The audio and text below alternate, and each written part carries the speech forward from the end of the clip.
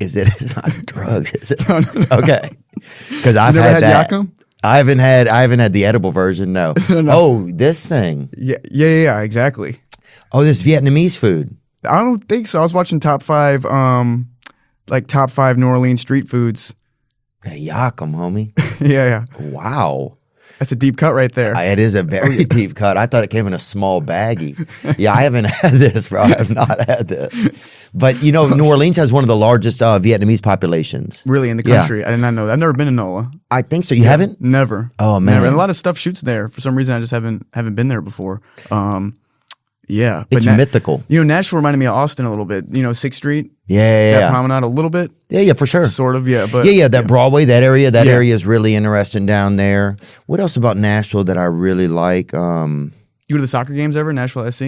I haven't been to that. I go to watch Lipscomb College. They play soccer there. What? At Lipscomb College. No way. It's a college, and they have soccer, and so I'll go watch some of their games. What's their student body population? It's a good question. Pull it up, Lipscomb College. Let's see. It's one of those colleges that right next to it has the high school also, and then the children's school or whatever. So it's like you can go there from K to senior year of college. Yeah, you could go from like K to 40. 4,800 students. Okay. But their soccer team was ranked, has been ranked in the top 25 the past few years. So you love, like, you're a diehard, season ticket holder. No. You're there all the time. No, sometimes I'll text my neighbor who's the coach. You're like, hey, you mind if I pop by? You might just pop by and and they're cool. And he'll be on the field. He'll be like, yeah, sure, pull up. Do you get like the McConaughey UT pass? You can go wherever you want. There's not a lot of bleachers, so it's pretty. So you're basically on the field all the time. Yeah. I was amazed. I was at that UT Georgia game. McConaughey gets. Oh, you went to that? He gets full license. Yeah. He could do whatever he wants. Because I already had a field pass. I thought I was pretty, right? High level in some way. He's like with the coach. He's calling plays. He's coaching. He's taping a guy up. He's taping a guy up. He's like, you're going to be all right. He's all living right, the experience. Right. You know. I got a buddy who's on the Nashville soccer team. His name's Alex Mule. Oh, really? Let's pull him up. Let's give him Mule, some shine because I need to go watch him. You think if I hit him up, he would invite me to a game? Absolutely. And the games are often sold out. I grew up with this guy. Alex Mule. Yeah, but he was always Muyl. That's the bane of his life, man. Poor guy. Yeah, people that can't spell mule. Yeah, this is amazing, man. I wish this is what AI is going to be in 20 years. You just say it and it pops up. Oh, as we're talking, the computer follows. Yeah. Oh yeah. Have you ever thought about that? Have you tried? Do you use the VR, the Vision, Oculus, that kind of thing? No. The Oculus too, I guess, but the AirPod Vision. What do you mean, like blue blockers or something? The Vision Pro. Vision Pro. What is it? The Apple helmet.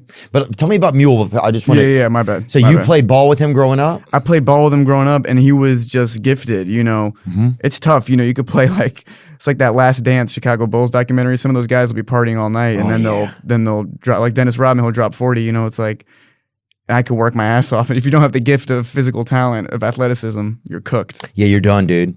Yeah, some people got that you got a damn foot Mozart out there. I don't have that. Yeah. Alex Mule is a foot Mozart. Really? Yes. Oh, yeah. Absolutely. Yeah, I got to go check him out, man. I haven't been to see a game. It's unfortunate. I did get to go see Vanderbilt, which is the college that's the SEC college that's actually in Nashville. That's what I visited. Yeah, I was at Vanderbilt. Oh, yeah, I saw a video of you out there. I never had that American college experience. I went to Columbia for a second, then went to NYU, so I'm jealous of that. But Vanderbilt, respect to Vanderbilt, it didn't feel like UT or it didn't feel like it had a huge campus or a huge. No, it's a smaller energy. Yeah, but we went to one game this year. They played Alabama and they upset Alabama. So that was huge. It was crazy. Because usually their football program's not that good, right? It's not. Yeah. And they know that. Yeah. So it's not a secret. No, you got to keeping their place. But that was the game they won. And look, they didn't even, it was like all these lawyers and attorneys like tearing down the goalposts. They had a, there we are after the game. Is it a big law program? Carl Lee is their coach and he's an awesome guy. I mean, he's a class act. He just gets smoked. We got to, yeah. Oh, there you are. Dude, what are you doing on the field, dude? Dude, what are you doing on the field, dude? Bro, you almost ran that person over. Hey, bro. That's amazing. Put on a helmet, girl. That was a girl that should not have been. Yeah, you almost ran her over. Yeah, she shouldn't be playing wide out. It's just different.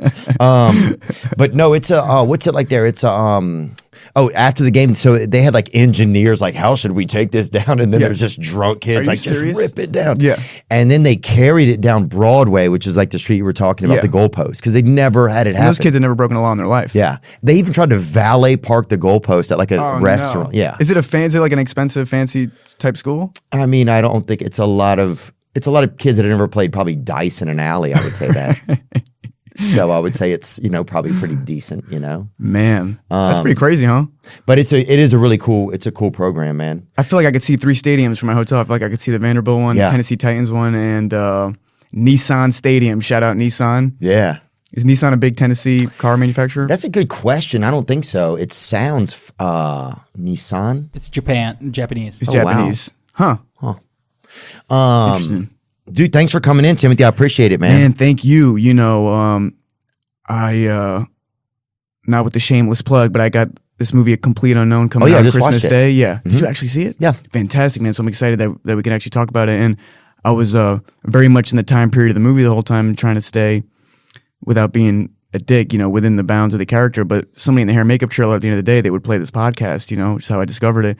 And particularly the episodes with the garbage man and sort of like the real life episodes, the lunch lady, the coroner. Wayne, the garbage man. He's doing good. Those are like awesome episodes, Thanks, and sort man. of like worldviews that I wouldn't get otherwise, Yeah. And and you're from New York, right? And I'm from New York, so Garbage Man, he totally recontextualized that for me. Bro, he did a great job because they used to have I used to hate them, Yeah. Yeah, because you think they're taking their time. Oh yeah. Oh yeah. And I realized how tough that job is. I mean, he was rough. like throwing dogs in the back of the. I mean, that story's. Do you remember that? There's a lot of missing, formerly living things started to disappear. In the back of the Well, they used to have incinerators in the buildings. That's what was craziest. Right. So that the people would put their trash, it would hit the incinerator, and then they would just have.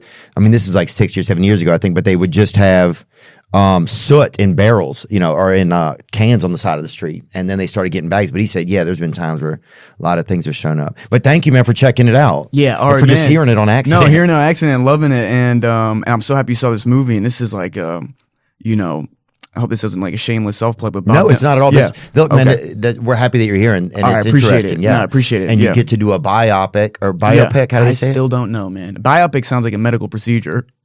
Yeah. That sounds like someone, is inspecting your lungs to see if you played the role the right way. I like biopic. Biopic sounds fancier. Yeah, biopic does sound fancier. I think that true. Yeah, biopic. Was it like, so let me think about a question like that.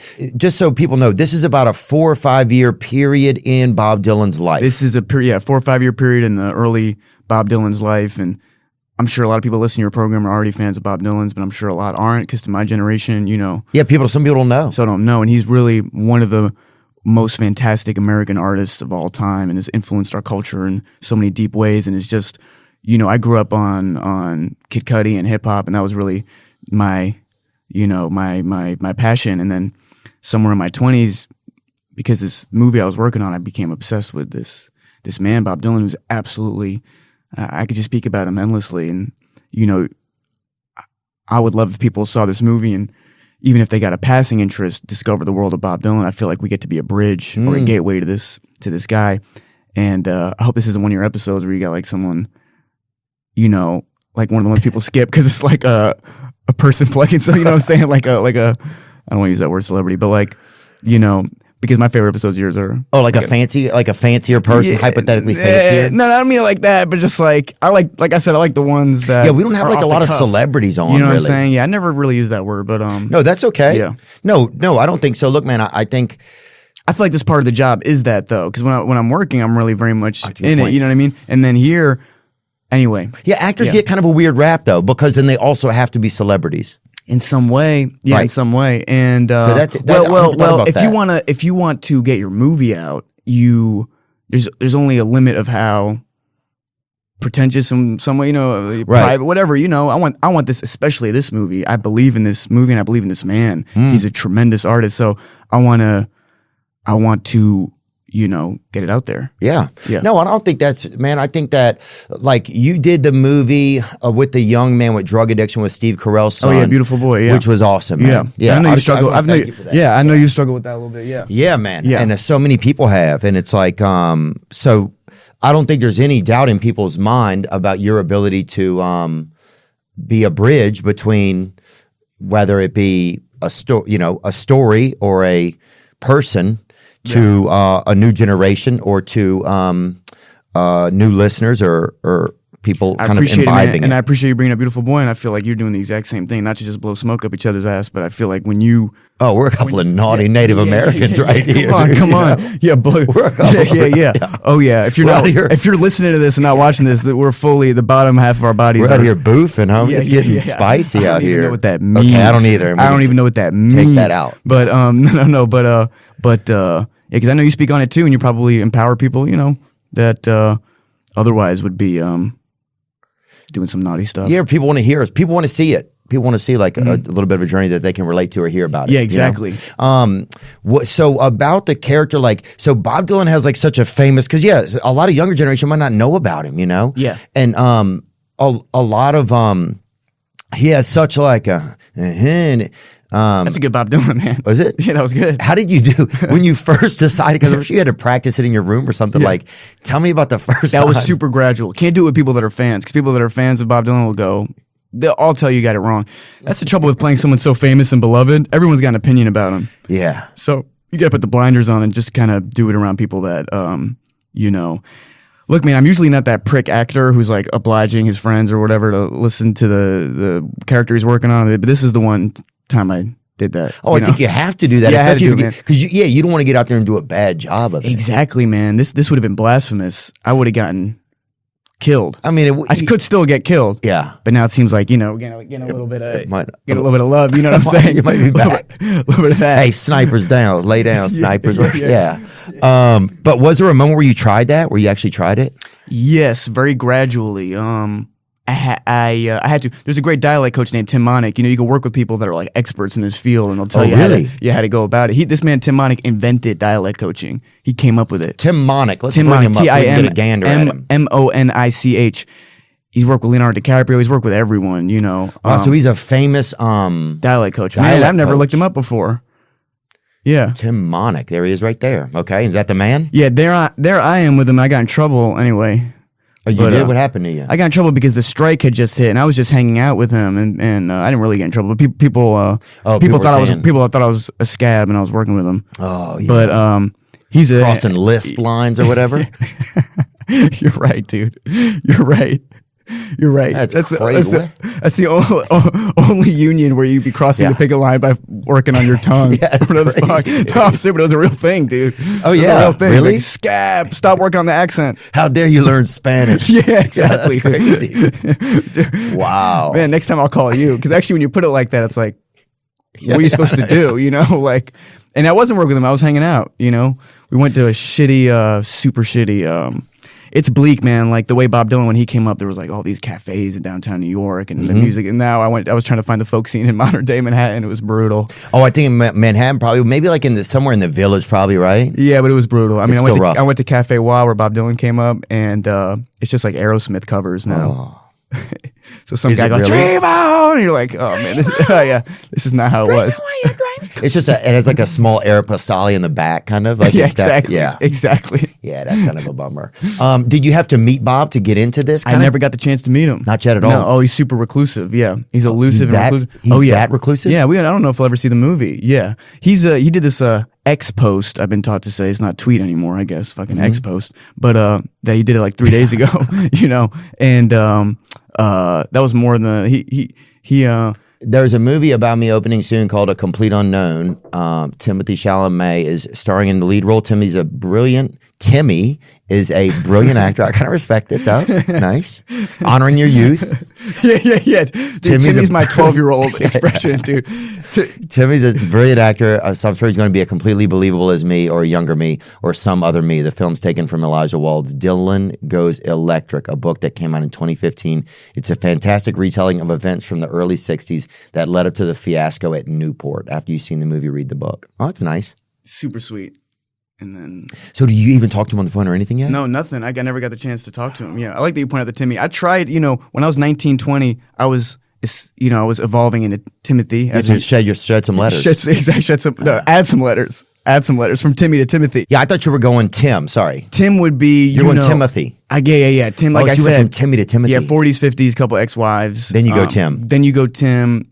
I'm like, mowing my lawn all day. Yeah, hey Tim. Yeah, exactly. Missed a spot.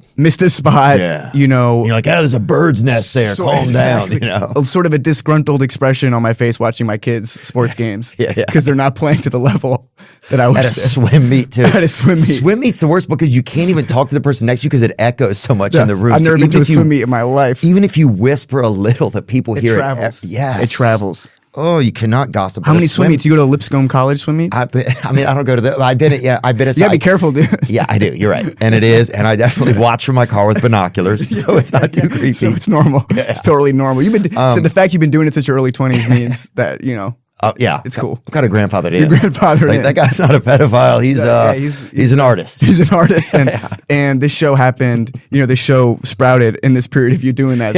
How can you fault the process? The proof's in the pudding. Yeah, the guy. How do you expect him not to rehearse his own life? But you can't. That's the thing. You just can't gossip at a swim meet, man. Yeah. What are we talking about? I don't know. I've never been to a swim meet. That's a very like there's 4 pools in New York City. Oh yeah, you know what I mean. That's true. We don't have swim meets, but we have. What do you guys we have? play dice in the alleys, like you were saying before. No, I'm kidding. But I was thinking about this the other day. Like my high school, they wouldn't let us out for lunch. Would they let you out for lunch or no? Oh yeah, you could do whatever you wanted at lunch. Yeah. They didn't let us out. I feel like my skin tone from when I went into high school. By the time I got out, I looked sickly. I haven't recovered. Oh, you got kind of like very anemic. Yep, anemic. I'm sure. What else is it called? Kind of Boo Radley-esque. Exactly. Exactly. Yeah, because they should give you at least an hour in the sun. They give it to inmates. Yeah. And just because I'm learning social studies, I don't get it. I don't get it. Exactly. Yeah. And then I'd be in the basement doing just acting all day. Just because I'm learning fucking Voltaire, I don't get 40 minutes in the sun. 40 minutes in the sun. Nothing. A raisin got in the sun. Oh, hey. I don't. Hey, that's a good play knowledge right there, man. Denzel Washington, I will baby. accept that. I will accept Washington. That. Thank you. I heard you're a big play guy. Really? No. Oh, thanks. I was like, God, I don't want that going around. Yeah. Hey, man, that's the subversive. No one would expect it. That's very low key, dude. Is there theater in Nashville? Yeah, there's got to be. There is a theater program. That's a good question. I grew up in Louisiana. We had some theater. We just did like. Did you ever do theater growing up? Yeah, I did. Well, it was just called Drama Club or whatever, and it was a lot of people it was a lot of people I think that wanted to be actors, and then a lot of people that just were kind of like the outsiders. Yeah, outsiders. Yeah. I went to the high school. The opposite. The drama kids were the cool kids. Yeah, and the basketball kids were like there's like 4 of them. Bro, that's got to be interesting because a lot of people don't get that opportunity. No, it skewed my perception of the real world because then I got to Columbia and I was like, oh shit, the value system is totally different, But actually, in a serious way, it kind of motivated me to go pursue my acting even harder. But did you ever think about acting? Or? You're like, what's the exchange rate on this Hamlet scene I have? No, exactly. Exactly. Yeah, I did just some stuff at school, but I would always mess it up. Like we did like Sherlock Holmes or something. And I was like Watson or whatever, his buddy or whatever. Okay. It's like who was Sherlock? His man crush, whatever. And our guy was very like progressive, so he tried to make there to be like this small like lover scene or just like some ambiance between Sherlock and Watson. And you didn't go for it? I don't know if I went for it or not. I was like bold, 13. Dude. You gotta go out there, man. You gotta be bold. You gotta be bold. You would have earned the respect of all your classmates. Or actually, I don't know where you're from. Maybe. Who knows? Could have gone either way. But yeah, there was this definitely kind of romantic where they're looking for the clues and they end up kind of finding each other. That's what the guy said. And I was like, this seems like insane. But you didn't do it. I tried my best, but then I remember the first night I got out there on stage, I took on this Latino accent for some reason. That's a strong choice, man. It's all about nobody knew choices. it was coming. Perfect. And I was like, what's up, Holmes? Yeah. And then, so yeah, that was just, and that's when I realized it was tough for me to be in some ensemble things. I just wanted to be by myself, like that kind of thing. And you found this, this sort of format, right? Yeah, that's where stand-up came. Would you do a movie if it came your way? If I've got to make it myself, I think. All right. You don't want to be slotted into something. I don't think so. I just am super protective about myself for some reason, which may seem kind of weird. I don't know. For some reason you had me on. That was a bad choice. Yeah. No, a good choice, dude. Yeah. So in New York when you were a kid, like who's your best friend? Best friend growing up? Nobody, like a man. I was neighbor always friend? pursuing acting, dude. Were you really? I was bred at Warner Brothers Studios in a little embryo fluid. It was just like that. Yeah, no, man. Probably Brett Goldstein. A kid in your building or something? Kid, from no, school? he was a kid on the Upper West Side that my older sister was friends with his older sister, Brenna. And I think they still live there. Greg and Bess, those are his parents. And Brett, that was my whole friend group. Then my whole friend group went to this school called Computer School. And then I went to a school called Booker T. Washington. So I lost my friend group there. But, And do you have a roommate now? No. You don't? Thank God, man. That's like more than, sorry. No, I mean, but fucking, that's more than anything. That's what Jeselnik says on Netflix. He says, you really made it when you don't have a roommate anymore. Oh, yeah. That's true, in New York. Man. In life. You know? Yeah. Yeah. Well, yeah, I think especially in New York because it's so expensive. In other places, some people get a roommate because they just get maybe lonesome or whatever. Do you have a roommate? I don't have a roommate, I would like to get one, or I'd like to get a wife maybe this year. Where next year. How do you go? 2020 Wive, that's what I'm calling it, dude. Wive. How do you go about that? I think getting out there and meeting people. Do you have friends that you trust, that you would trust, like, to set you up? Some, but sometimes you're shocked at who they'll set you up with. Really? Like you're insulted? I mean, you're just like, well, we must think that you think differently of me about than I you. think of me. Yeah. How so? Give me an example.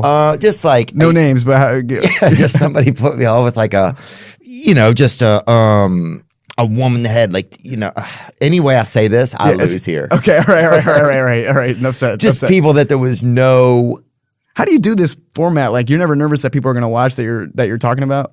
Yeah, but I just make sure that I just try and don't say anything that would be really mean about somebody. And so there, it could have got weird. Right, and you'll send scary people after people, Oh, well, I mean, you'll send guys in suits outside people's house, make sure they don't. There's a podcast sphere out there that things, get handled or whatever. I don't want to use that term. Yeah. That's terrifying. It's not there's no lawyers involved. I'll say that. Right, you're just winging it. The Lord is our lawyer. That's Lord some of is these people's motto. Right. So it gets kind of like that. This episode is sponsored by Prize Picks, baby. You know it. You picking prizes? I am. If you like firing on sports, then Prize Picks is the best daily fantasy sports app for you. It's unique, I'll say that. And right now you can sign up and you get $50 instantly when you play just $5. You don't even need to win to receive the $50 bonus. It's guaranteed. December means it's the season of giving. Bam, bam, bam, bam. And Prize Picks only knows one way to celebrate. Pickmas. Merry Pickmas. Follow along this holiday season for free picks, discounts, free lineups, and more coming at you all month long. You can fire on all your favorite sports like the NBA, NFL, UFC, and many more. Instead of choosing teams, you choose individual players. Each player has a set projection. That's what I like. And so you can say, all right, well, Kirk Cousins and less than 207 passing yards or more than, you get to choose. And you could mob that up with Anthony Richardson, more than 7 rebounds or less than. If you're smart with sports and you know what players are going to perform on what nights, then Prize Picks is the best app for you. First-time users download the Prize Picks app, use code Theo, and Prize Picks will instantly give you $50 on your first lineup of $5 or more, no strings attached. Put in $5 and instantly get a free $50. Prize Picks. Today's sponsor is Kraken. That's right. Kraken, the #1 ranked crypto platform by Forbes for December 2024. I actually have a Kraken wallet. I got a Kraken wallet. I've had a couple of coins over the years, a little bit of this and that, just a safekeeping. Like a squirrel trying to put that thing away. You feel me? That nut. The price of Bitcoin has been climbing. And if you've been thinking, man, I might need to get me some of that digital gold.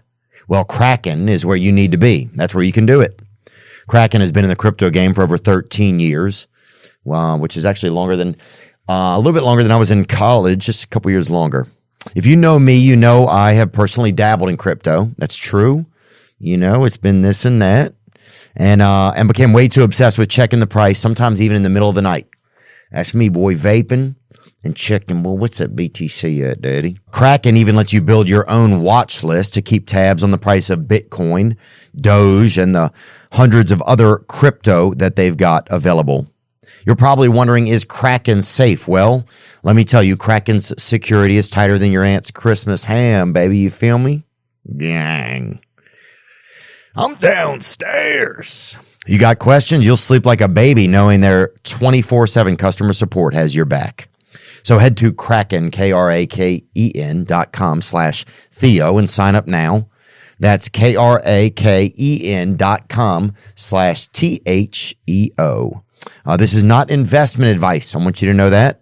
Crypto trading involves risk and loss and is offered to U.S. customers, excluding Washington, New York, and Maine, through Payward Interactive Incorporated. See kraken.com/legalca-pru-disclaimer for info on Kraken's undertaking to register in Canada. Sometimes you want to get the best information from the best source, right? You want to learn from the most articulate and accurate person on a topic or field. And that's where Masterclass comes in. With Masterclass, your loved ones can learn from the best to become their best. Masterclass is the only streaming platform where you can learn and grow with over 200 of the world's best. That's why Wirecutter calls it an invaluable gift. Plus, there's no risk. Every new membership comes with a 30-day money-back guarantee. There you go. So give your loved ones a year of learning with Masterclass. Wow. Guess you could just go from one class to the next and experience different things from some of the most experienced. That's cool. Masterclass always has great offers during the holidays, sometimes up to as much as 50% off. So you can head on over to masterclass.com/Theo for the current offer. That's up to 50% off at masterclass.com/THEO, masterclass.com/Theo. Do you, when you go into a role like this, do you start to think like, so a lot of younger people will think that you're Bob Dylan. You almost take a piece of the person's existence in a strange way. Does that make any sense to you? Yeah, man. Yes and no, because I've become such a fan of his that, it's not like I feel like I'm a blemish on the legacy, but No, not at all. That's not what I mean. No, I know. People are going to think some people are going to think you are Bob. They're going to think that when they think of him in the future, your face will come into I'm just saying that even if I have a healthy amount of self-respect, it's never going to come close to who he is. So I like the idea that I could be a bridge, but like I had a buddy that said, the Johnny Cash movie, Joaquin Phoenix, who is the same director, Walk the Line, he said, I actually like Joaquin's versions of Johnny Cash's songs better than Johnny Cash's songs. But I never wanted that. Sincerely, I don't want that to happen here and I wanted to protect against it because Bob's got this raw voice. Yeah. He's got this like iron voice. And I never wanted these songs to be sort of like more gentle than his songs, and I had to fight against that because the recordings we made, a lot of them were super. It's hard, man. He was playing on a beat up guitar with shitty recorders. He had a bronchitis in his early 20s. His voice was all fucked up. And I didn't want it to be like watered down, because he very purposefully he liked Jack Kerouac and Moriarty. He, a lot of the books I read said he didn't have great hygiene, stuff like that. So I didn't want the movie to be watered down all of a sudden. You wanted to honor him as much as you could. Yeah, exactly. But also without being him as much, like you. Yeah, not do this Hollywood version, basically. Right. Because these biopics, it's a fine line, man.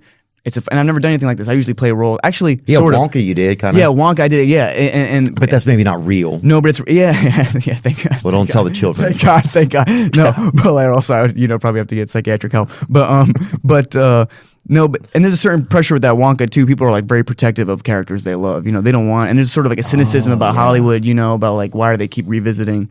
The Wonka thing I felt was justified because it's a new story. We weren't doing Charlie and the Chocolate Factory. We were doing sort of an origin. And by the way, I don't know if you've seen Wonka. Have you? Yeah, which one have I seen? I've seen all of them. You watched it while you were in the car spying on the on the Lyft college. You had it playing on the audio. But first of all, if you've never seen the Wonka movie, you just listen to the audio. That's a little bit. That's already weird too. It's kind of yeah. It's interesting. They had Stevie Wonder at the movie last night. Oh, really? Yeah. Interesting bridge right there. No, but I was same thing, man. I was like, it is right. You're like yeah. Surround. No disrespect, but I was just the Godfather of surround sound, basically. Yeah. Yeah. Yeah, that's what I heard. The premiere was pretty interesting. So last night was your premiere. It was premiere in LA, man. It was great. Oh, dude, thanks for coming the day after your premiere. Yeah, that was probably a little late. I bonkers. apologize, man. Were you guys up late? We were up late, and I shot this movie Marty Supreme all the fall. These crazy directors, or crazy director Josh Safdie. You ever see Uncut Gems? Oh yeah, so good. That director. So it's kind of that energy, that chaotic thing. So it wasn't like a low energy shoot. This was like 16-hour days for 3 months. Then I went right into this. So I haven't been like drinking at all. Not that I ever really had a problem with it, but just, because these days, and I actually find my mind is so much sharper. I'm amazed I haven't gotten sick through this whole last couple months. But last night I did have a couple drinks. So I'm kind of fried today, man. Yeah. I'm sorry, my voice is a little. No, you got to celebrate. scraggly. Did you have to get up and make a speech? What's it like at something like that? Oh man, great question. It's like, oh, here we are. Right here. oh man, I don't do the I call it instant nostalgia. Oh, seeing these pictures like this? Yeah. I mean, It's kind of bizarre, isn't it? yeah, it's kind of bizarre, man. This is good because I'll say this. It's a great cast and a great director. So we all have fun. Edward Norton, man. Edward Norton should come on this podcast, man. He's a legend, absolute legend. Oh yeah, he's a super legend. yeah, He was in the he was in. You ever see Rounders? Yeah. Do you play Texas Hold'em? Yeah, I play it sometimes. He's good, and both of the actresses were great. The ladies in it. Oh, and his wife was in it. What's her name? Erico. Yeah. Yeah, they got a beautiful group of ladies in there, and men too. Yeah, look at Boyd Holbrook, man, with the blue suit on. Oh, that's a handsome man. Is he real handsome? Yeah, he's a stud. Well, dude, you're kind of a handsome dude. Like a lot of You dudes. are, man. Look at that. I've seen so many Calm people. down, brother. I've seen so many people ape your haircut. Really? Yeah. Oh, there's a lot of freaking thieves out there. How long have you had dude. it? This haircut I've had for probably, it's a little dicey today. I've had it for probably, I had it as a child. Oh, no way. So this goes back. Oh, yeah. And then I tried to like blend in, like whenever I moved to Hollywood and stuff, and it didn't work for me. And so then I tried to blend out. Oh, so you started in LA before Nashville? Yeah. Yeah, I lived out here for 12 years. I was doing stand-up comedy here. This is where I started doing stand-up comedy. Oh, yeah. Where? At the Comedy Store and stuff like that? Yeah. Comedy store. It was awesome, man. I really enjoyed it. And a whole like sort of generation of comedians came out of there then, huh? Yeah, and that was like, all types. They had like Chris D'Elia, Tom Segura. Is that a bigger comedy base here than New York, you think? That's a good question. You know what's so funny? They're totally different from each other, and some people in one don't even know the people in the other. Because the audience is different, you think? Just it's just a total different group of people. Like you go there, and it's almost like it feels like you have to start all over. It's just a total different. Like I'll go into a club there, and it feels like a whole different thing. I'm walking into a club for the first time. In New York, you don't think you get the love you get out here? I think you'll get a lot of respect, but you just feel that way. It's not your territory, you know. Right. And you want to give respect to the guys that's their grounds that they walk on every day. Interesting. Because that's where they live. Like if somebody came out and was like being real flashy, but they're not in your in your kind of club here, it would be the same way. I think. Interesting. So there's a lot of code of conduct. Would you ever do Saturday Night Live? I don't know, man. You know, it's so funny. I went and saw it recently. And it's crazy, right? It's a crazy setup. It is crazy. You did it? Yeah, I've done it twice. Yeah. Oh, you have? Okay. It's super dialed in, right? I should have known that. Oh, yeah, dude. Oh, yeah. I went with Chris Farley's brother. It was the first time that he'd been back to go to SNL since his brother was on there, since he'd went with him. So it was pretty What was that neat. like for him? He told so many great stories. I wish they'd have put him out on stage. I was like, have him go out there. Right. Tell his stories. It was just classic, man. But I went to watch Bill Burr. I'm a big Bill Burr fan, so I went to watch him. Did you see the last Sandler special on Netflix? McGee performed that night, too. Oh, sick. That was dope. Wow. Yeah. And then, there we are right there with Chris Farley's brother I thought that was McGee. dude, you look like you're 23, man. No, dude. It's true. Did he look like I'm on your haircut or no? HGH, dude. No. I got to get some HGH. Do you work out? Yeah, I do work out, dude. Yeah, I do. God. Yeah, I went today. That's what I mean. But yeah. Once. Works out once. What else do I want to know about this film? So you didn't hear anything from Bob. What about like his wife or his kid or something? No, his kids, almost towards the start, the Monica who plays Joan Baez in the movie, she was in touch with Joan the whole time. And I thought about reaching out to his kids, but the thing is, when somebody gets revered like Bob at some point, he becomes this legend, people can sanitize the past. You know, What do you mean by that when you say they could that? Just so we know. They could present the best version of someone, you know, and not present their flaws. You know, even a lot of the documentaries about Bob, they just paint him as a genius. There's one documentary called "Don't Look Back," this D.A. Pennybaker one, where you actually see him raw, and it just captures his behavior. And it was sort of right before he got too famous, where he turned his back, you know, on letting himself be filmed. And so that was like the biggest help for me. And I thought about talking to his kids or his grandkids, but actually I was at the University of Minnesota like 3 days ago. We're doing a sort of a screening for the students there. And then someone said, "This is Milo Dillon. This is his grandnephew." And he kind of looked like Bob. And he said, "Can we get a picture?" And then he put his finger out and he said, "You Phase?" And then I said, "Well, like the video Phase Clan? like the video game?" He said, "No, never mind." So the new so even all the Dylans are unique. Yeah, I don't know what that means. You Phase? You I don't Phase know. with the finger like that. I don't know. I mean, I know Phase Banks. I don't know a lot of the Phase guys. I know that one of them gave CPR to Sketch one night or something when he wasn't doing good. Whoa. But anyway, shouldn't have said that out loud. Who's Sketch? I don't know who Sketch is. What's up, brother? That guy. Did you see him? No. Oh my gosh. Wow. Sketch. It's crazy how different worlds are so Yeah. different, dude. Sketch him. No. Oh my God. No. Oh, yes, I have. Yeah. What's up, brother? Yeah. He's been on this. Oh yeah, he's been on that. Yeah. He's a great bro. Yeah. He is so creative. He has one of the most creative minds I've been around. Yep. Just like he has his own pentameter of making jokes and stuff. It's pretty fascinating. Is he stand up?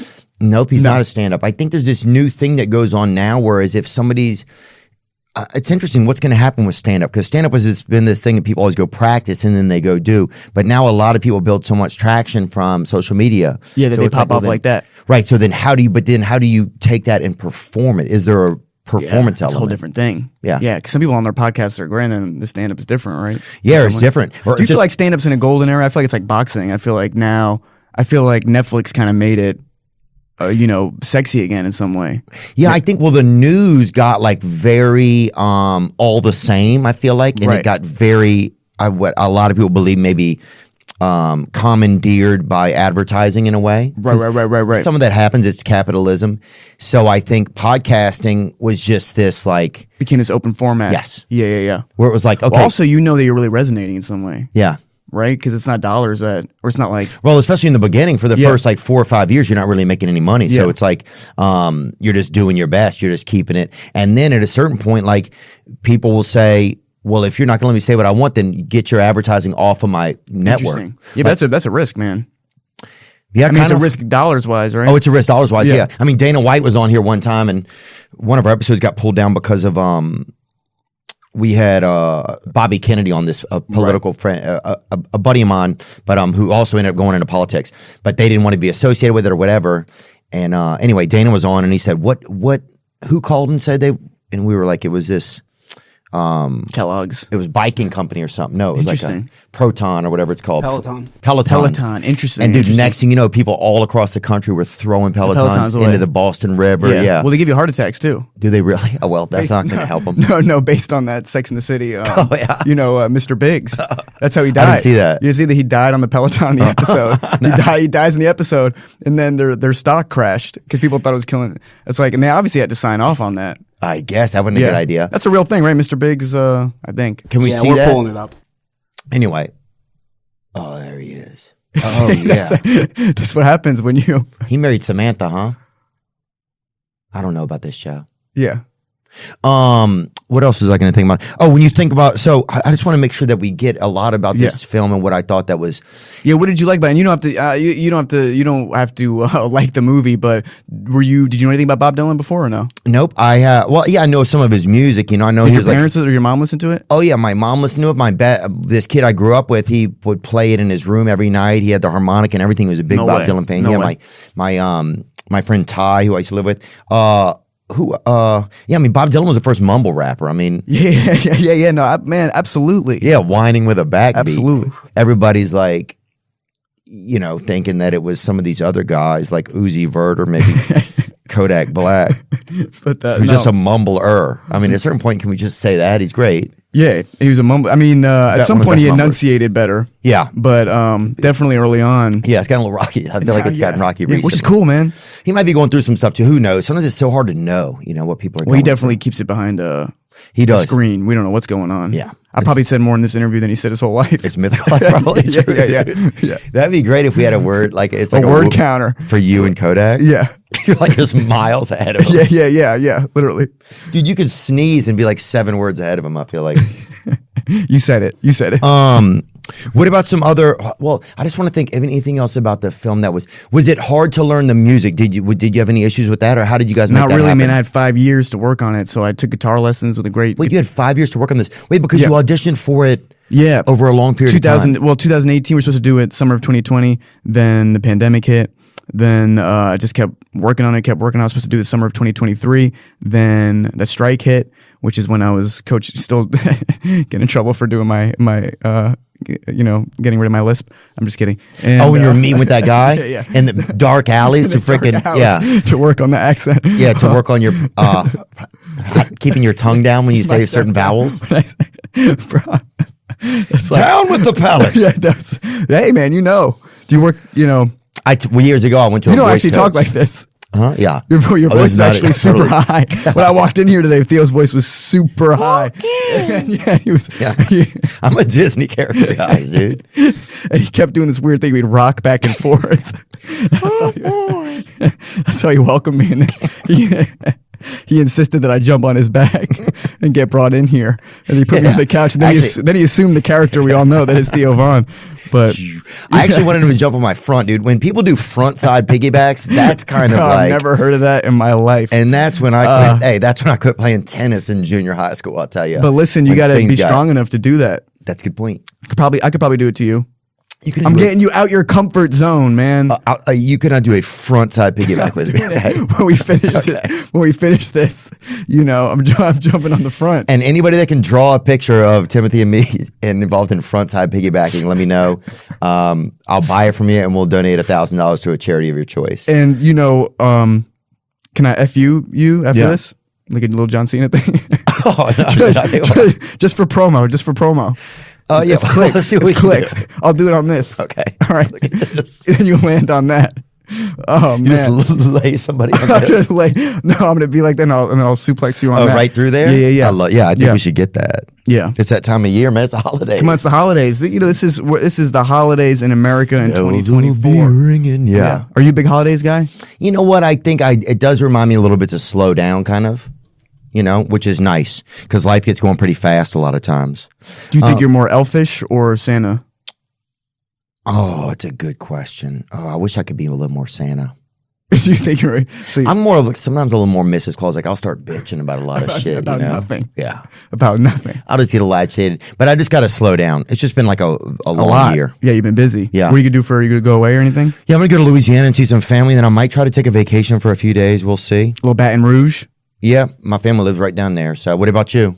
I'm going to be here because I've been all over the place. I'm going to New York tonight. Then I go to London and then do all this promo for the movie. Oh, you have to promo for this movie. For how long does promo take? Well, it's coming out on Christmas, so I'm going every day, But I love the movie. That's why, shit, man, I'm trying to go as hard as possible.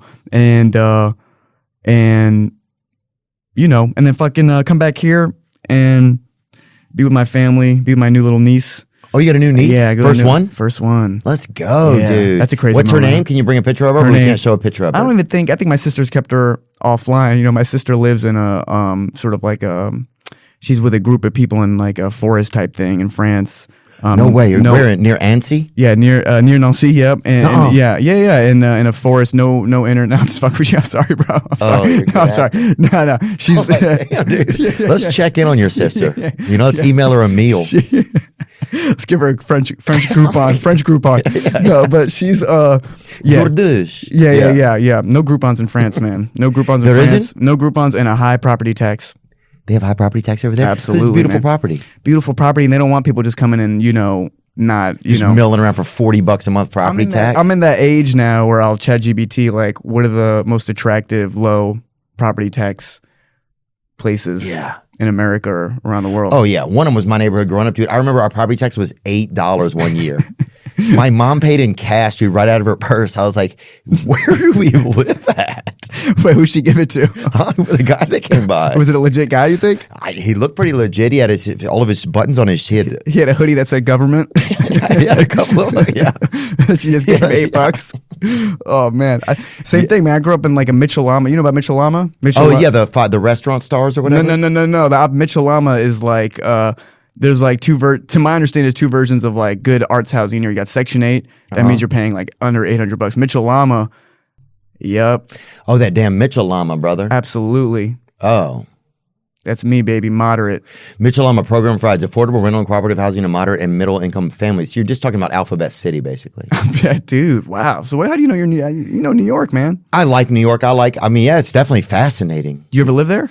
No, I've just stayed there for like maybe 3 months at the most. I would live there. If I get a wife and she lives there, I'll stay. I'll go live there. What's the ideal, what does she look like both inside and out? Well, she probably looks like a nice lady, I think. Let me think about the rest of it. Probably maybe played volleyball, maybe didn't.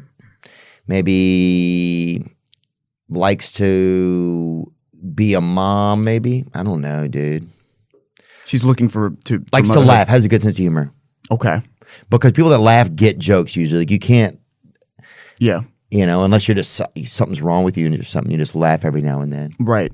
So, So could she do somersaults?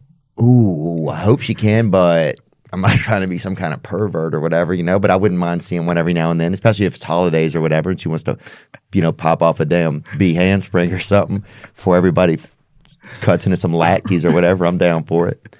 I think I'm open to a lot of different things, I think. Yeah. Yeah, and like handstands and shit? I mean, okay. I don't know what you're trying to get here. Blue Chew, baby. It's that holiday season, brother. And you don't want that limp frickin' Roger hiding inside of your pants, boy, do ya? Get it going. I'm upstairs. Let me see your body talk. Wintertime, baby. You know what I'm talking about? Blue Chew. Blue Chew, it's an online service that delivers the same active ingredients as Viagra, Cialis, and Levitra, but at a fraction of the cost and in chewable form. The process is simple. Sign up at bluechew.com, consult with one of their licensed medical providers, and once you're approved, you'll receive your prescription within days. If you want to get that thing going, boy, Blue Chew can help. Blue Chew wants you to have confidence to perform your best, so discover your options at bluechew.com. And we've got a special deal for our listeners. For our audience, try Blue Chew free. Just pay $5 shipping at checkout when you visit bluechew.com. That's BLUECHEW.com to receive your first month free. Visit bluechew.com for more details and important safety information. And we thank Blue Chew for sponsoring this past weekend with Theo Von. That's me. Thank you. Sometimes you need to go to a doctor. Something happens to you. You get attacked or something falls on you. Somebody burns you with something, hot stick or something. Neighborhood attack. Who are you going to call? A doctor? Yep, that's right. Well, ZocDoc makes it easy. ZocDoc is a free app and website where you can search and compare high-quality doctors and instantly book an appointment. I'm talking in-network appointments with more than 100,000 providers across every specialty, from mental health to dental health to eye care and much more, limb care, skin, everything. If you need a specialist for your neck or one of your limbs, you have 4 limbs, you need a specialist, ZocDoc. They can do it. Acne, plasma, whatever you got, they'll help your eyes, your limbs. So stop putting off those doctor's appointments and go to ZocDoc.com/Theo to find and instantly book a top-rated doctor today. I mean, it's crazy. You can get it for your brain. You can get it for your teeth, your limbs, your tongue, whatever you need. Ear, nose, and ass. Boy, they got it. ZocDoc.com. That's ZocDoc.com/Theo. ZocDoc.com/Theo. Today's episode is brought to you by BetterHelp.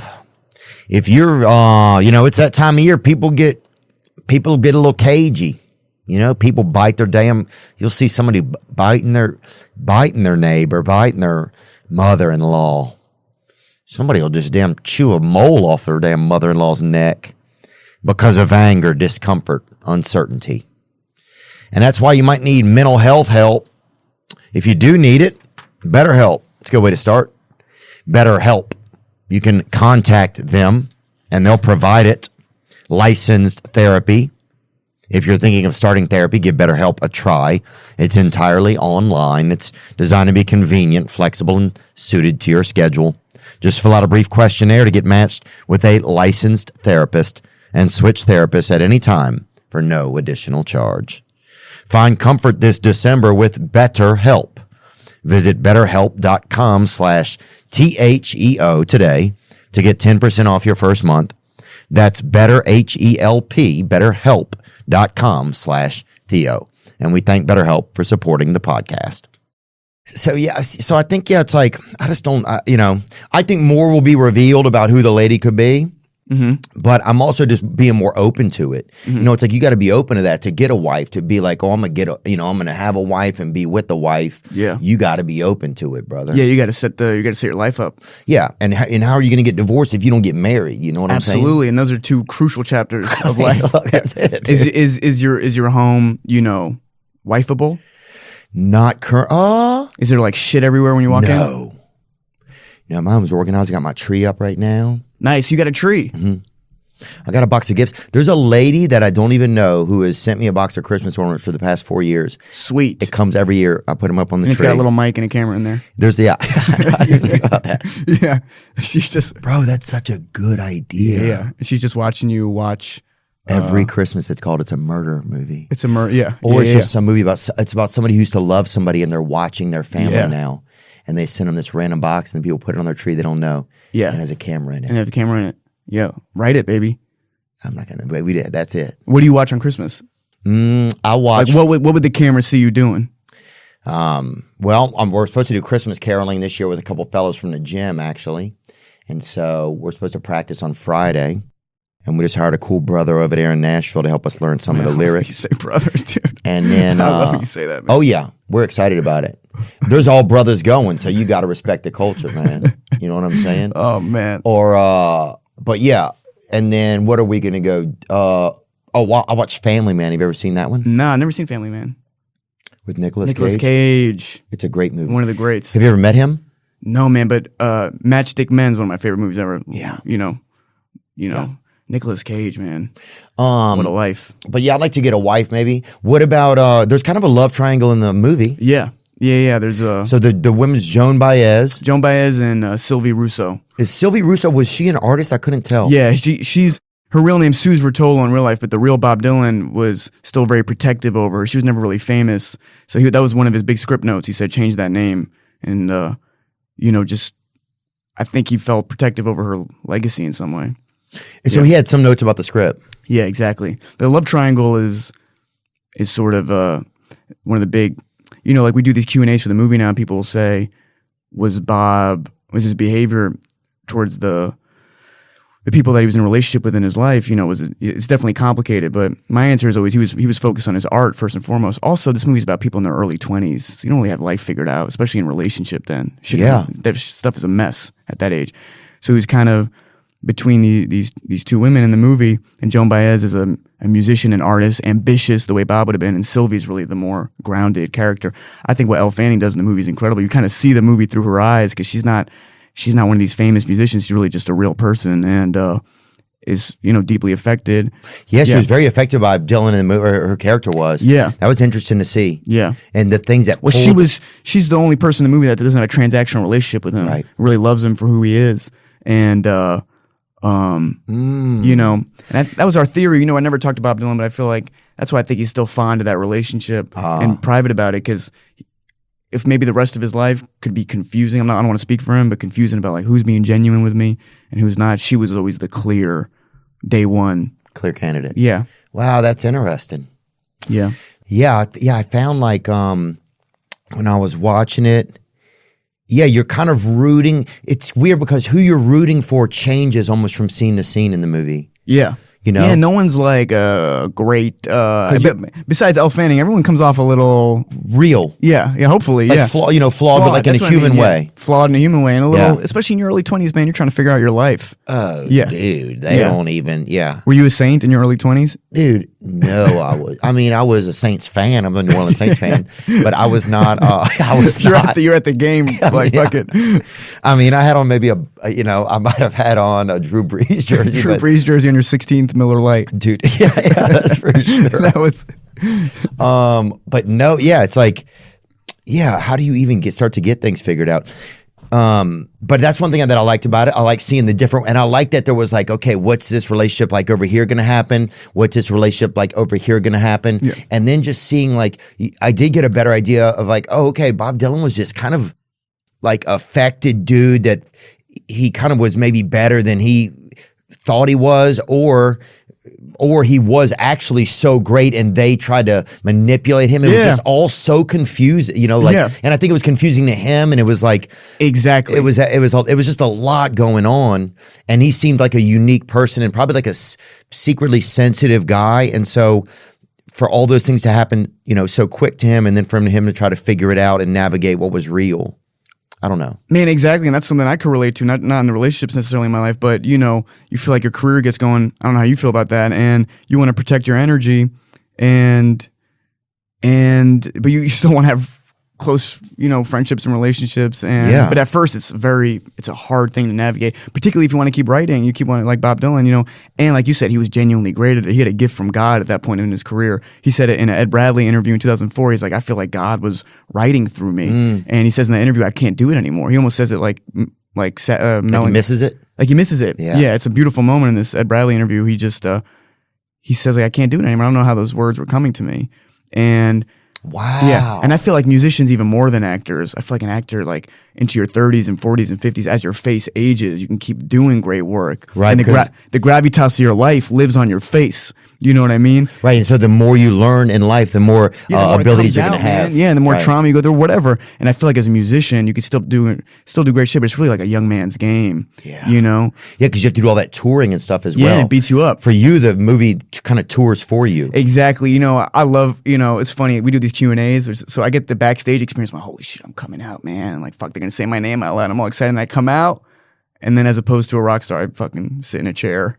Oh, yeah. And I answer like, a bunch watch of questions. this. Yeah, and then I sit down and I try to give poised answers. And just make sure your posture's okay the whole time. Oh. Dude, it's humiliating. Posture rocking in the house tonight. That shit is so hard to deal with, dude. Because I'll be backstage and it's you hear the crowd like, Timothée, Chalamet. Yeah. And then I fucking take my seat. Yeah, and then I'm poised. Yeah, you're like, oh, let's go. And you just sit down. And I sit down, dude. Yeah. It's humiliating. It's like, it's very anti, I don't know what the word is, but somebody else probably knows it, but yeah, I don't know it. But yeah, dude, you know what though? I do think that it was interesting if you frame it up like, this is what it is. It's a few years in a man's life that was a very interesting man who's probably written so many songs that some young people don't even know that he wrote. Yeah, exactly. I was listening and I was like, no way he wrote that. And like, just some relationships that he had with other artists that you may not even know about. And sort of the first guy for me in American pop culture that said, I'm going to do whatever the fuck I want. And that's a good like, point. Yeah, and that was like sort of blasphemous. Like every artist through the last 30, 40, 50 years that a lot of whom you can't shout out because they've basically burned so many bridges. But Bob Dylan was the first. He just wouldn't take no for an answer. He just was fired up about his art. And I hope that doesn't perception. Sound, no, I don't think it sounds like anything. Yeah, I hope it doesn't sound corny because he really didn't give a fuck. And it's that to me was really refreshing to work on. You know, now we live in a time where it's not only is it hard to be rebellious about your art, but it's as much about the Coliseum's reaction. You know, you think about a clip you like online or something you like or don't like. The first thing you do is you go to the comments. It's as much about how people are reacting, you know what I'm saying, as it is about the actual thing. Right. So in some ways it's harder point, now. Huh? It's kind of harder now. Because not only do you have to manage what you present, but you have to manage also I don't know. Or you got no, but I was just trying to say, and also to avoid that, that's kind of what I'm doing these days, man. You just gotta like, you have to bury your head so far. Even like the pictures from the premiere, I'm just like, you know, I just try to put the shutters on because it's not healthy, man. You know, looking at all your stuff and looking at that. Yeah, you know, no, it's weird. No, it's fucking weird. And then you're not supposed to do it. No, we're supposed to be, you know, like gathering nuts and berries. No, I sound like I'm. Yeah, well, no, they had that first guy, Narcissus or whatever, looked in the river and saw himself. Yeah, you know? yeah, exactly. And then he's like, "Hey, where are the ladies at?" or whatever. And you're like, "Whoa, dude, what are you talking about, dude? You're not even that good looking." Yeah, kill a rabbit, dude. Our tribe needs to eat. Make dude. a salad, bro. we got people to feed. We have 17 people, and our elder is fucking suffering. Like you're over here, like trying to start Clairol or whatever. Yeah, exactly. Fucking working on your, you know. Yeah, it's like just a bunch of Dior moisturizer. Talking about lip filler to everybody. Like, what are you even talking about? Dude, it's 300 BC. What does that even mean? Stop working on your Raya profile and fucking help us with the fire we need to put out in the forest, you narcissistic prick. Yeah, dude, what are you talking about? Yeah, I have no fucking clue. No clue. What about other, because you can only do so many biopics too. Yeah. That's kind of weird. So you burned a biopic. I burned a biopic. Is it biopic? Man. We don't know. I don't know. I burned a biopic, and I got to go back in 3 months, and I got to check if it's still there. And no, you're right. I can only do so many, especially like music ones. I'll be honest. What are some other ones you think? I have a couple. Listen, man. Ideas? No, you go first. Okay, like that I could do or you could do. I don't know. If I keep talking, people are like, "Why do you sit with him and then just talk the whole time?" So no, we got to get you to say something, bro. No, I mean, well, I'm trying to think of ones you could do.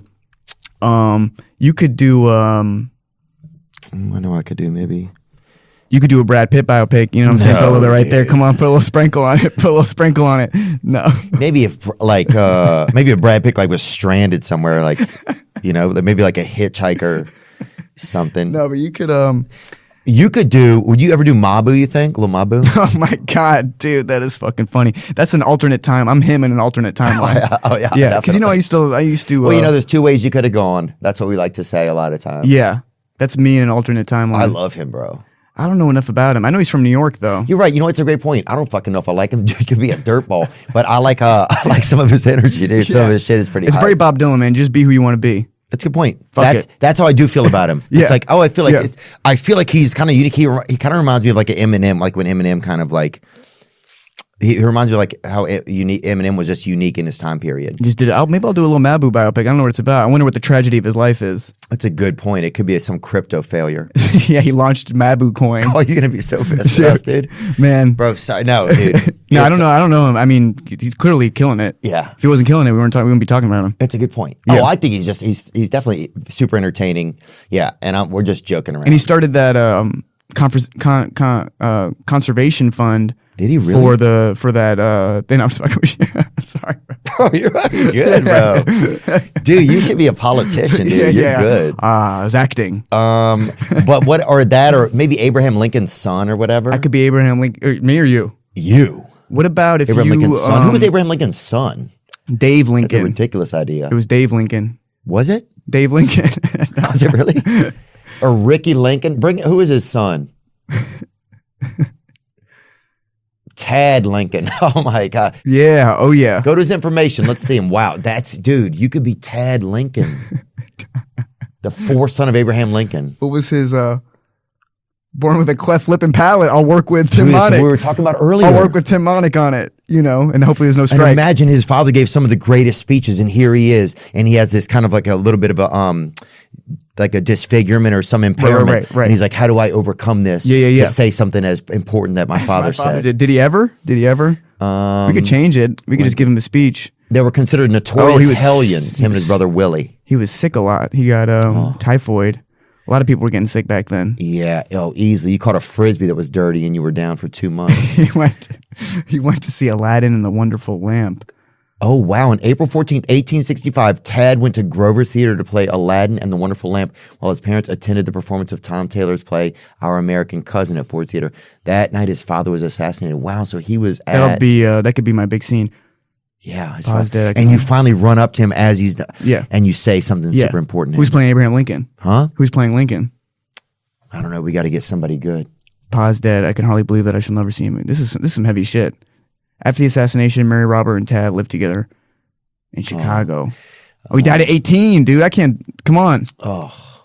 Holy shit. Tuberculosis. Well, this was a waste of pitch attack. This is a waste pneumonia of a pitch right here. Yeah. And congestive heart failure.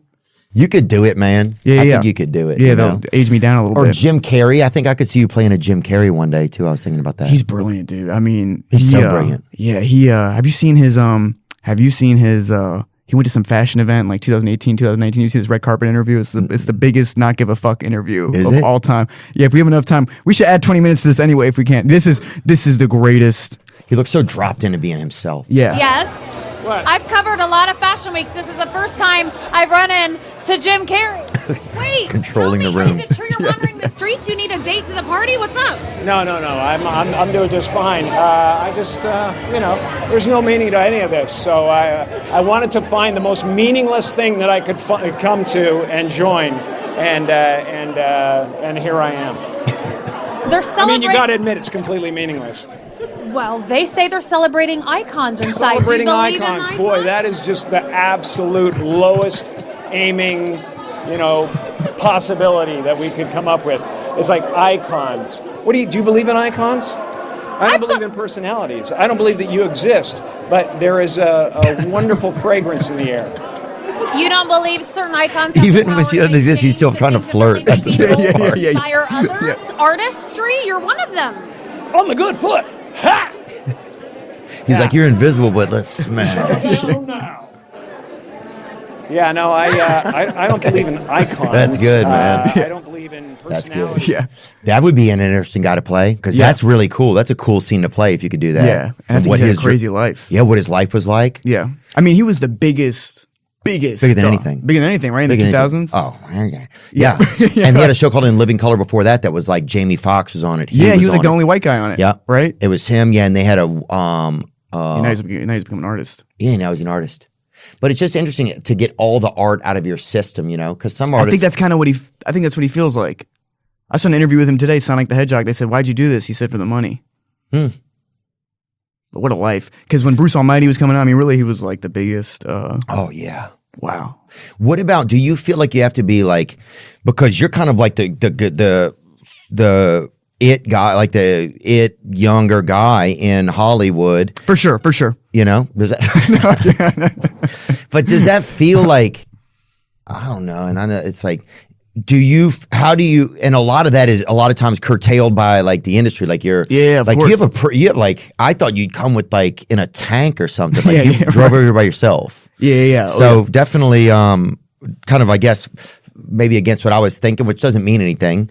But do you worry about how do you still be yourself and find yourself at a time when you could be so maneuvered by so many bigger Listen, man, not pressures? to bring it back to the movie, but that's where Bob Dylan's so influential. No, to me, this too. is perfect. No, because Bob always followed his path. And what's interesting about the movie industry as opposed to the music industry, you write your own music, and it's direct to the consumer in some sense. Like, you do whatever the fuck you want, and if people are vibing with it, you'll know and whatever. In the movie industry, you do kind of have to.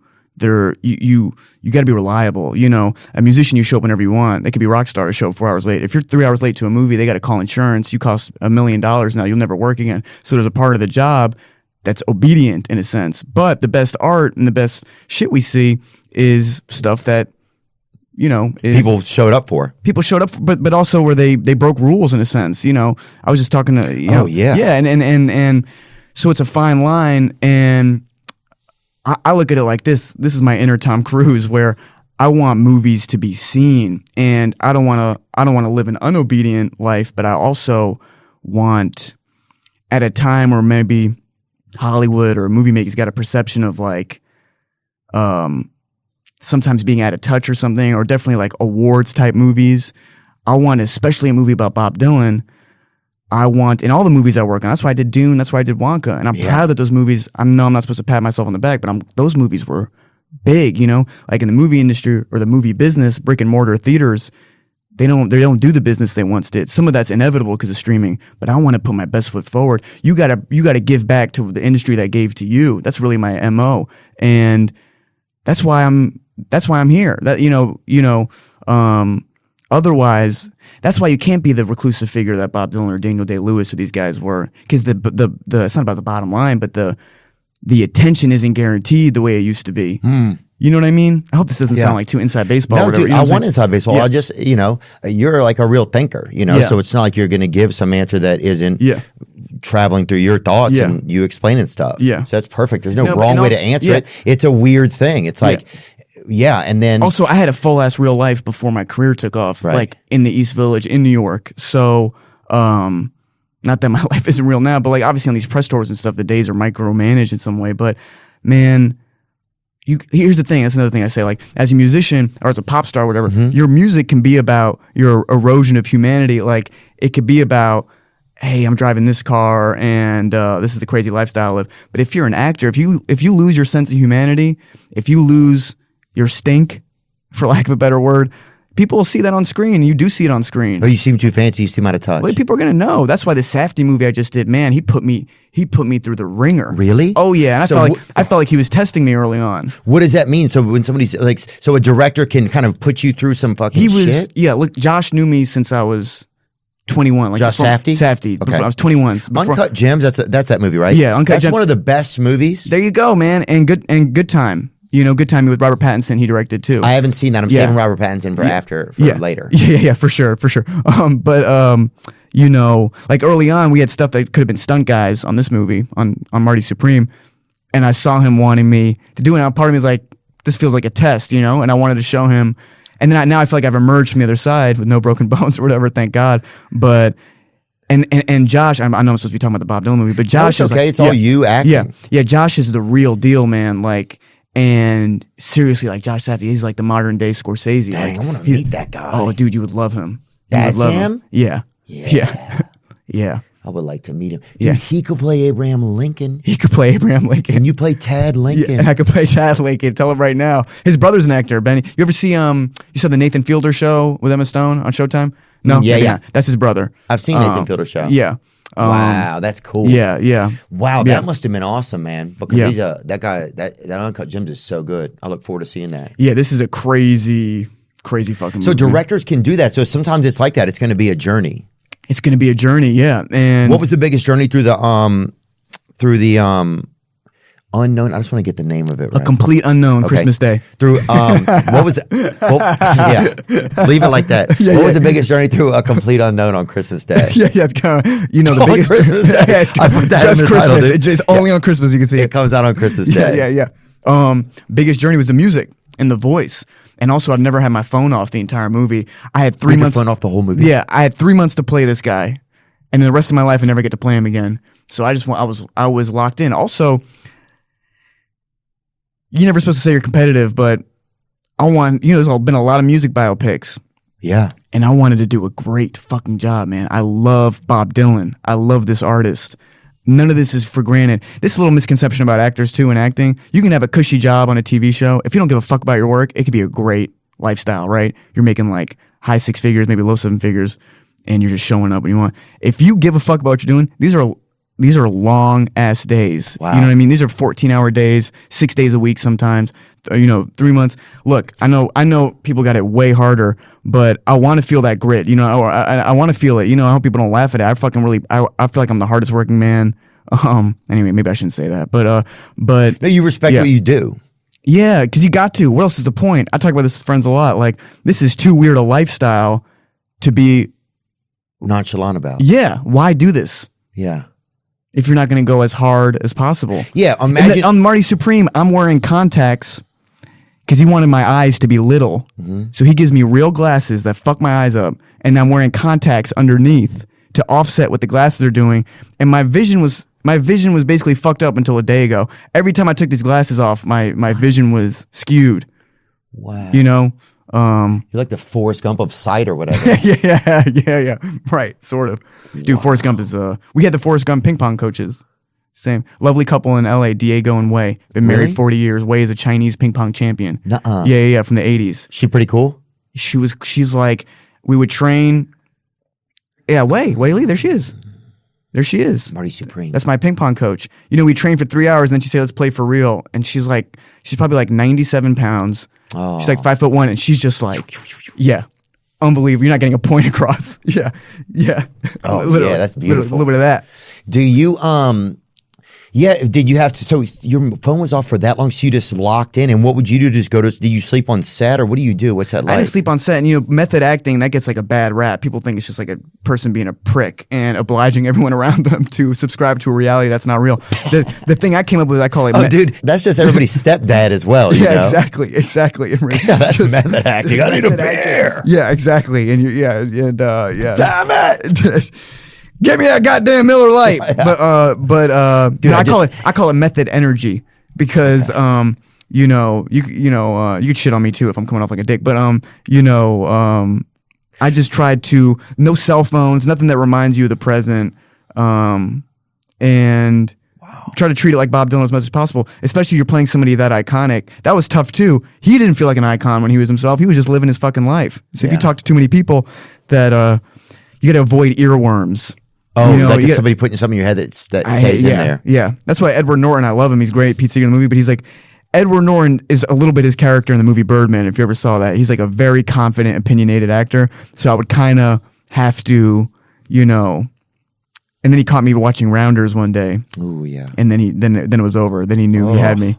That's like if you're watching another movie that some guy's in. He called me right in the makeup. Like, oh, you like Rounders? And I was like, all right, now we're gonna talk. Oh, hold me for a second, huh? Yeah. That's a lot. Yeah. I'm still jumping on you at the end of this. Okay, get ready. As long as it's on the front, brother. Yeah, get ready.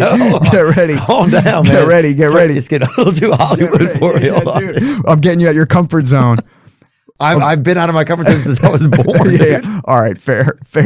I never subscribed to it. I never got the keys, whatever. You know the code they give you in high school to your locker? Yeah, you never got that. I remember going up to my comfort zone and being like, I don't think this is What's the most comfortable you've ever felt in your life? Ooh, that's a great question. The most comfortable? Like most in your body, no drugs, no alcohol. Probably after like a sauna and ice bath type Oh, of you thing. do ice baths? Yeah, I'll get in there, dude. I'll freaking just... I'll lay in a polar bear's ass, brother. I like it like that. Oh, yeah. I like it just brisk like that, you know? I love that. Would you go to the Arctic? Oh, yeah, I would go up there. Mr. Beast just went up there. He went to Antarctica. Whoa. I don't know but he said it was nothing up there. There's not even like, you can't be like, hey, let's go somewhere. And like, no, you can't. I don't get how that stuff works, man. Where does he get the money? He's just huge, huh? I guess he just has a lot of just expendable income to be that guy, you know? That's the other thing, like, where I want to be humble about putting movies out there. People's attention is elsewhere now. It's you quick. gotta you got to convince someone to see a complete unknown on Christmas Day and take the $15 or $20, whatever the fuck it is now, and instead of watching, Mr. Beast in the Arctic. Well, Mr. Beast has a show actually that comes out right before that, if like a week before, but he was just we were talking about it the other day, and it's interesting, yeah, and it's an interesting show, totally different though. But one thing that's great about your movie is that, first of all, you also just, in addition to whatever's going on with the movie, you get to hear like great music. Yeah, right? it's like great music, great music. It's great music. You get to remember like Woody Guthrie. Yeah. Who played Woody Guthrie in it? Scoot McNairy, he's amazing. Yeah, he's amazing. Pull a picture of him. Scoot McNairy. Get a look at him before something happens to him. Yeah, and he doesn't have a line in the movie. He doesn't have a line because he's so sick. That was pretty awesome. Yeah, we had Bernie Sanders on, and he was saying that he said Pete Seeger was one of his favorite musicians. Scoot McNairy could play Bernie Sanders in a biopic. Oh, he could. Right? Yeah, totally could. Dude, you could play Ronald Reagan's son, Ricky Reagan, or whatever. Is that a real guy? Huh? Is that a real guy? Probably, dude. Bernie hasn't aged. Nah, Bernie still looks the same. He's the best, dude. He's looked the same in the last. Yeah. He's like a real folk hero. It's a great point. Yeah, Bernie is. He is a folk hero. Yeah, he's folk music. Yeah, and you also forget about like what. Yeah, I mean that's another thing about the movie. You see the challenge of Bob Dylan like take on like music and culture. There's this whole other cultural thing that's kind of happening in the background, like on the television and the news during the movie. It was a crazy time. It was a cool piece of life. It was a cool piece of life. The '60s were a cool time. When you get out of it all and it's done. I was beat on this one. Were you? Yeah, I was. What does that really look like? A break? Do you go to like a beach and just? No, another misconception about movies. Like, as opposed to the academic year, it kind of winds down. You're never winding down a movie. You're doing 14-hour days, and you go off a cliff. Then it's done. You know, in other words, you don't relax towards the end. Like it's, we were doing a very important scene, and then it was done forever. And I guess I relaxed a little bit. I went on vacation, but I was beat. I was working on this for 5 years. This was as important to me as you going to the parking lot and spying on the swim team of Lipscomb College. Nothing to see here. Yeah, exactly. Yeah. I'm just recruiting, guys. Just recruiting production assistants. But do you so it was?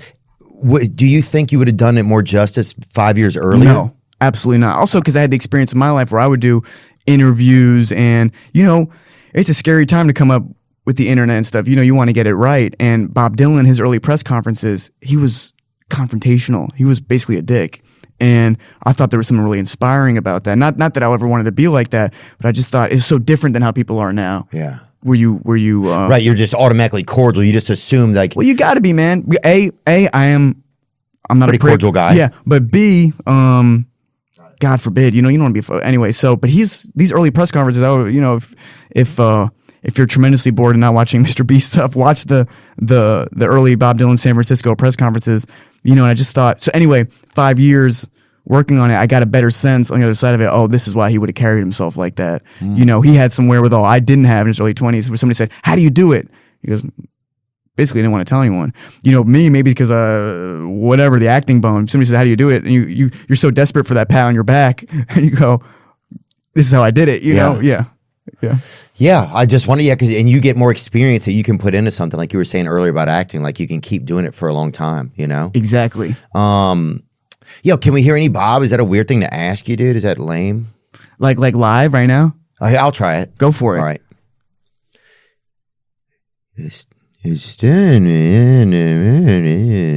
Hold on. Let me try one more time. Hey, who is there? Hold on. I got to give it. Get into it, man. Get into it. Hey, who's at the door? That's not it, dude. That's horrible. That was pretty good. You got the nasality down. You got the nasality. Don't make up a word. No, You're verbifying things, and that's what Bob Dylan did. Yeah, exactly. You just made shit up. That was good, man. He verbified things, didn't he? I don't think. I'm trying to think who your music biopic would be. Still, it might have to be. What about Chet Baker? I would do Chet Baker. Chet Baker or Chet Hanks, even. Dude, you should do that Chet Hanks biopic, dude. That would be unbelievable. That's a glitch in the system. Yeah, it's all everything is. Yeah, everything's a glitch, dude. John Bon Jovi, it could be anybody. Chet has a new country album that's going to come out this year too, I think. Or next dude, you year. got to play Chet. Also, it'd be a great excuse to get shredded. Now that would be. I would just do it for the head. Just do it for that. They'll set you up with the best trainers. You get the HGH. I could do it, man. I'm trying to think if there's anything else that we want to ask or anything else that you wanted to say, Timothy. Ah, man, no. Just thanks for having me on. I'm trying to think. I think we kind of covered a lot of. I think we covered it all, man. Yeah, I got to water my plants, dude. I just got home. Well, you have a place in LA? Yeah, I still have an apartment here. Oh, you do? Is it here? Over in Westwood. In Westwood. All right, nice. I love Westwood. And so I get my plants. Diddy Reese? And I forget. Yeah, I go over there sometimes. I go walk over there, and sometimes I would go for that, and I would just end up getting a bunch of vapes and just sitting over my car.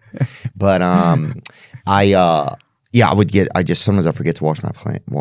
I forget to water my plants, you know. And then I get home, and it's been like a month or something. Your place is ready to be wifeified, man. I know. And I'll always water them. I'll be like, your mother left us. I'll yell shit like that. I'll be like, your mother left. To who? To the plants. I'll like blame it on their like imaginary mother or whatever. I'll be like, we would have been fine. But she left. And I'm just pouring water on them. Punishment is the water? No, the water is there. I'm giving them the water, but they'd have been watered every day if their mother. Oh, if their mother had left. us. So you're bringing out the resentment on the plants. She left us. Anyway, who's the mother? Poison Ivy? It's just a fictional woman. It's a fictional woman. Yeah. I feel like the next time we talk, if you have me back on, I feel like you're going to be a year and a half into a beautiful marriage and a recent father, and you will have you'll have a Subaru. Ooh. But I'll take, you know what, if the family comes with that and that's what it takes, I'll do it. All right. You know, I'll do that. And I appreciate it, Timothée Chalamet. Thanks for all the neat acting, man. Thanks for that. Thanks for the movie about the young man struggling with drugs. Thanks for the movie about Bob Dylan. And just thanks for sharing like what it takes, the commitment that it does take. Because I do feel that from you. I do feel that the commitment that it really takes if you really want to take this opportunity and make the most of it in your life, you know? Exactly. Like you're doing. I see you doing, you know, so you just got to go hard. Amen, brother. Christmas Day, the movie comes out. You can go watch it in the theaters with your family over the holidays. Perfect Will it family be in movie. theaters? Yeah, it'll be in theaters on Christmas Day. A complete unknown. Super proud of this, man. You should be, man. Congratulations, brother. Thanks for letting me talk about it, bro. Yep. That was fun, man. Thank you, man. Holy shit, that wasn't as grand as a... Sorry. Yeah! That's front side. I'm just floating on the breeze, and I feel I'm falling like these leaves. I must be